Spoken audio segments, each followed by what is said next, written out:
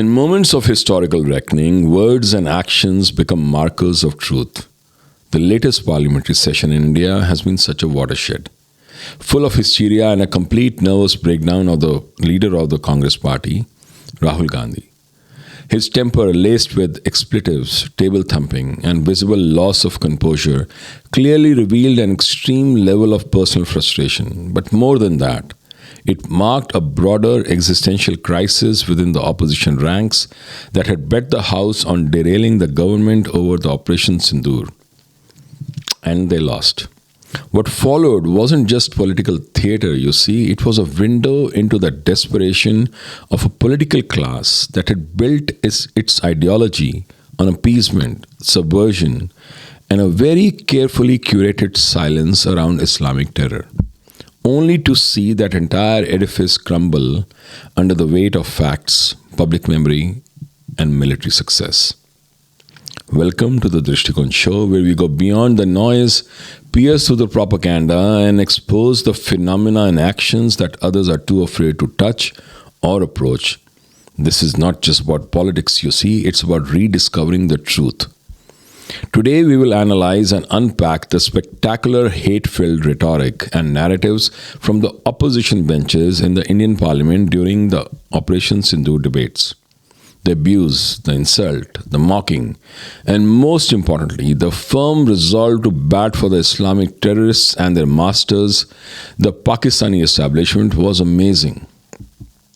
The talking points across the board seem to have been a very collaborative effort between the 10 Janpath and Rawalpindi. The Operation Sindoor, India's swift, surgical and retaliatory military operation against terror networks in Pakistan, was not merely a geopolitical maneuver. It was a statement of resolve, of national pride, and of strategic maturity. For the first time, the very first time, India did not just do a kadi ninda or a severe condemnation or gave dossiers on the act. It just acted. India mounted a coordinated offensive involving all three wings of its military, targeting not just terrorist infrastructure, but deeper state structures that sheltered and funded them across the Pakistani landscape. The operation's unprecedented success obviously rattled the opposition and their ecosystem, but its implication spelled doom to their political aspirations. You see, Operation's success, first of all, it shattered the myth of India's strategic restraint. Second, it put Pakistan's duplicity in global focus, forcing Western powers to acknowledge what India had long stated, that Pakistan's military intelligence complex was the fountainhead of jihad in the Indian subcontinent. And third, it exposed decades of UPA-era inertia, where such responses were either delayed, diluted, or blocked altogether. In a political miscalculation of epic proportions, the Congress-led opposition demanded a discussion on Operation Sindoor. It was a tactical blunder. Expecting to corner the government on civilian casualties or foreign fallout, they walked into a well-laid trap of their own making. The government, armed with dossiers, footage, radar logs, and intercepted communications, presented a clinical debrief of the operation. Worse for the opposition, the families of victims of cross-border terror had by now galvanized the public sentiment behind the government. What followed was inevitable. The opposition was exposed not as critics of strategy, but as defenders of status quo, deniers of reality, and shameless apologists for Pakistan's deep state.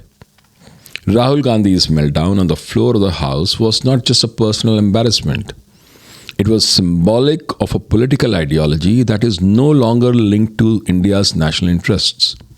The use of the F word, the table thumping, the loss of rhetorical coherence, all this was symptomatic of a man and a party that had actually lost the plot.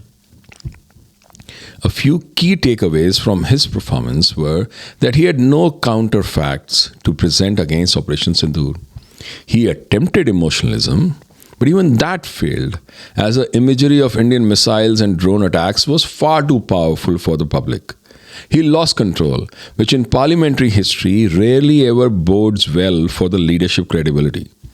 This moment should be and will be replayed for years in media and even in credible political science classrooms as a day when a leader's mind buckled under the weight of truth. In a shocking moment of anti-India hate, Praniti Shinde, MP and daughter of the former Home Minister Sushil Kumar Shinde, dismissed Operation Sindoor as a tamasha. Her apologists in media will call it an unfortunate choice of words. But make no mistake, it was a deliberate signal to delegitimize the sacrifice of India's armed forces, the pain of the families whose loved ones were massacred in terror attacks, and the strategic brilliance of a coordinated military strike across enemy borders. This coming from the daughter of a man who had coined the term saffron terror, a false narrative that had derailed India's internal security discourse for over a decade, this remark was indicative of politics of extreme India hate, which had become a generational legacy. The Shindes and others like them represent an elite class of dynastic politicians who have long benefited from keeping India's civilizational trauma buried, whether 26/11, Godhra or Kargil.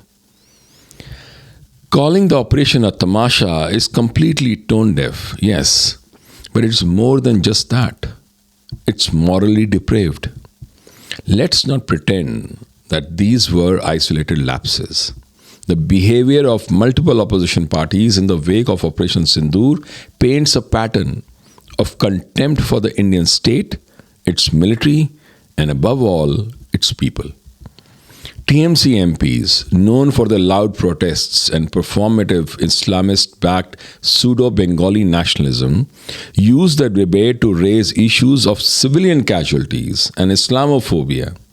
This, even as the visuals and the intel show terror camps being the primary targets. Their dog whistling was clearly about ideology, one rooted in Islamist appeasement and Hindu hatred. The Samajwadi Party leadership chose a more insidious route: silence. Their refusal to condemn Pakistan, their passive-aggressive statements about state aggression, and their carefully worded sorrow for all deaths was telling. It signaled their continued appeasement politics in Uttar Pradesh's delicate demography, where Islamist sensitivities beat Indian sensitivities every time.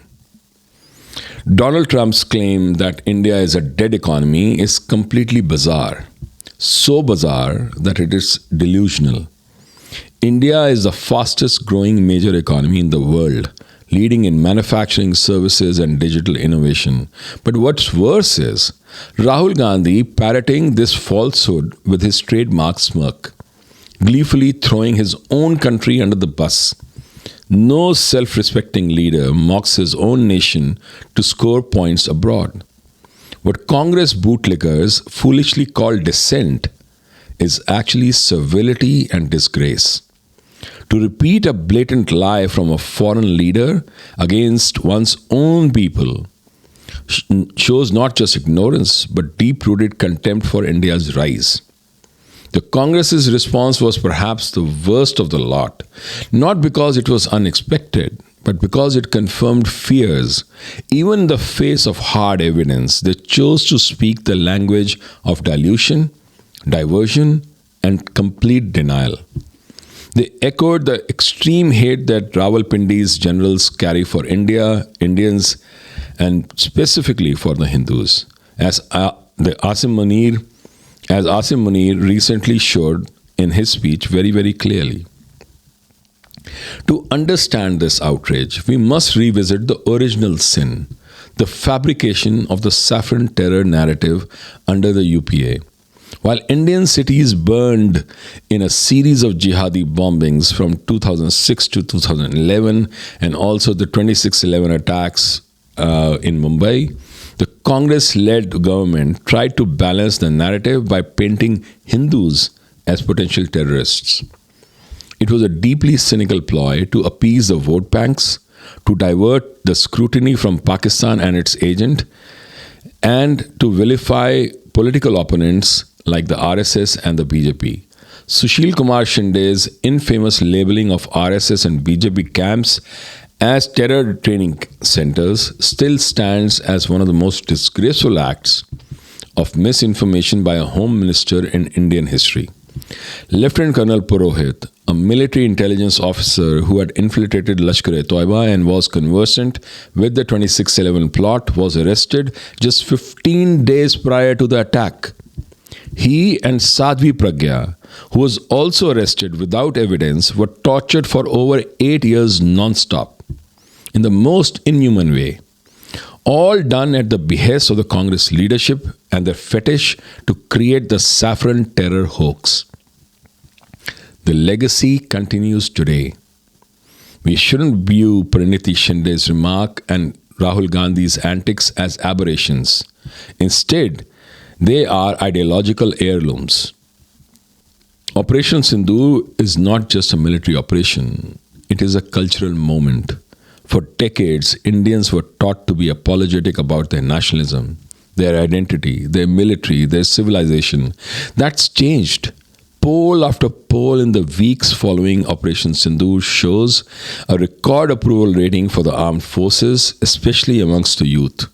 A decline in the trust for opposition parties, especially those seen as soft on terror, and an increased emotional connect with the families of victims and soldiers spurred by grassroots campaigns and local media. This has led to political realignment. The middle class, long averse to jingoism, now demands clarity and strength. The working class, often the victim of the terror attacks, demands justice. The youth, connected via social media to the frontline narratives, demand truth, not editorial gatekeeping. The evidence is overwhelming. A deep and disturbing alignment is emerging between Congress-IT cell and Pakistan's ISI-backed propaganda machinery, a convergence that goes beyond coincidence and points to something far more dangerous: collusion. As India celebrated the success of Operation Sindoor, a coordinated military triumph that dismantled terror camps across the border, it was not Pakistan that mounted the most aggressive narrative war against the Indian armed forces. Shockingly, it was India's own principal opposition party, the Congress. Rahul Gandhi's speeches targeting the operation, his slanderous tone against the military, and the Congress-IT cell's anti-army posts were amplified, celebrated, and promoted en masse by thousands of Pakistani accounts, most of which are suspected to be run by or in coordination with the ISI cyber units. These Pakistani handles retweeted and liked more Congress propaganda than even the Indian audiences. They weaponized Rahul Gandhi's and Priyanka Gandhi's speeches as psychological warfare tools to demoralize the Indian forces and fracture the domestic unity itself. The content from known Congress propagandists was found to have more traction in Pakistan than in India, suggesting active engagement from hostile intelligence agencies. Let that sink in. While the Indian soldiers were risking their lives in enemy territory, Congress leaders were feeding the enemy narrative and the ISI was amplifying it. This is not just anti-national behavior, it's treachery in broad daylight. Quite simply, it's Pakistan's playbook and Congress's content. Congress's attack on Operation Sindoor read like a script, one that aligned perfectly with ISI's psychological warfare objectives: to delegitimize operations, spread panic over civilian casualties, sow doubts about India's moral high ground, paint Modi government as reckless and dangerous, and question the downing of the Indian aircrafts. Incredibly, this Congress-Islamabad axis found an ally in even Turkish social media networks. Turkish accounts representing a country that armed Pakistan with drones for attacks against India, was also promoting Congress tweets. What else needs to be said about all this? We can no longer pretend that this is opposition politics. This is a direct betrayal of national security interests. It is now imperative that the Indian security agencies investigate foreign funding and influence operations targeting Congress-ISI cell accounts because they spread disinformation and misinformation, which should be a crime. Parliament should launch an inquiry into how enemy nations are so tightly intertwined with the communications strategy of a mainstream political party in India. And citizens should wake up to the fact that Congress is not just opposing the BJP, it's undermining India. We must stop behaving as though this is normal. It is not. It is not normal for an enemy country to elevate an Indian political party's propaganda during a military operation. The children of the former Home Minister who once manufactured saffron terror lie to call Indian military efforts as a tamasha, a party that ruled India for over 60 years to be the primary enabler of Pakistan's cyber warfare against Bharat. By aligning with Pakistan's ISI narrative during wartime, Congress and the other opposition parties have forfeited their moral and constitutional legitimacy. Their leaders must be held accountable, not just politically, but legally and nationally. India must remember this moment, because when the line between opposition and treason blurs, silence is no longer an option. While the opposition wallowed in domestic politicking, the international reaction to Operation Sindoor made them look even worse. The UAE, traditionally cautious, issued a statement condemning Pakistani terror infrastructure. France and Israel offered intelligence and military cooperation.